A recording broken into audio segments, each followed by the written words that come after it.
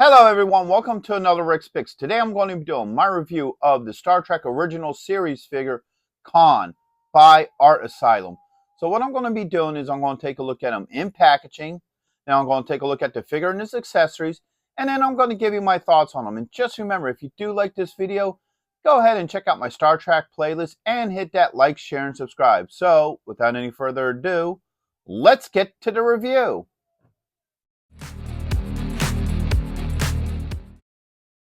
So here he is in packaging. I do like the packaging for him.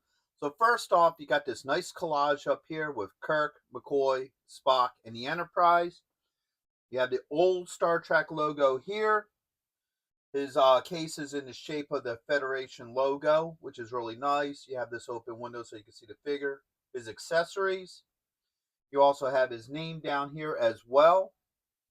Spinning around this way. Okay.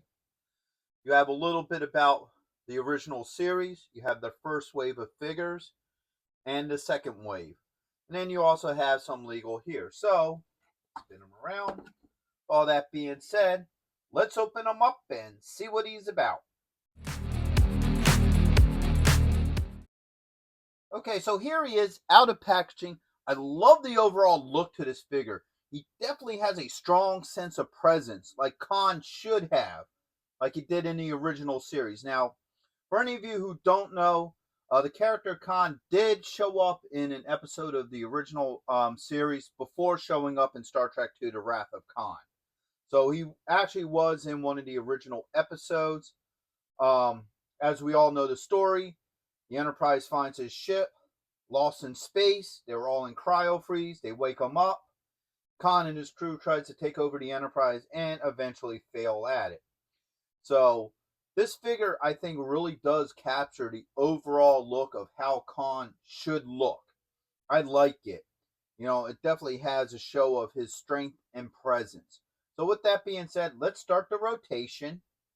We have this side here. Got the back. You have this side. And back around to the front. So now, let's start taking a look at his details a little bit up close. So the head sculpt. I really like the head sculpt to this figure. I think it looks really nice. I love the detail to it and what have you. Even the design coming down his shirt. All right, his belt. And even the cufflinks have details on them as well, which is really nice. Now, unlike the other Star Trek figures, he doesn't have a rubbery shirt, and that makes sense with this particular character because he doesn't wear a loose fit outfit like the rest of the crew. He has his own, style of clothing, so I like that. So now let's start getting into his points of articulation. So first off, the head does move. Right? You got a shoulder joint with a swivel. You got an elbow joint, and you got a wrist joint. Right, get those arms up. He should have a torso joint. All right, spin them around this way. You got a thigh joint with a swivel. All right, you got a knee joint. You got a swivel at the cuff of his boot with an ankle joint. So he has some really good points of articulation. He's an overall good-looking figure. I do like him so far. Oops, if he will stand. There we go. So let's start looking at his accessories. Now, you don't have much in the accessories, so he does come with the Art Asylum coin. All right. And a phaser. So here's the phaser that he comes with. I think it probably would have been cool if he would have came with two phasers, because if I remember right, there's a point where I believe Kirk or somebody points a phaser at him, and he actually crushes it with his bare hands. Because what you don't really get out of Wrath of Khan is the strength of Khan, because he was a genetically altered human being, both in intelligence and strength, and what have you. So he was able to do things that we couldn't. He was extremely strong. So I think it would have been neat if he would have came with like a crushed phaser. Well, other than that, his accessories seem to work well with him. So let me see this thing in his hand.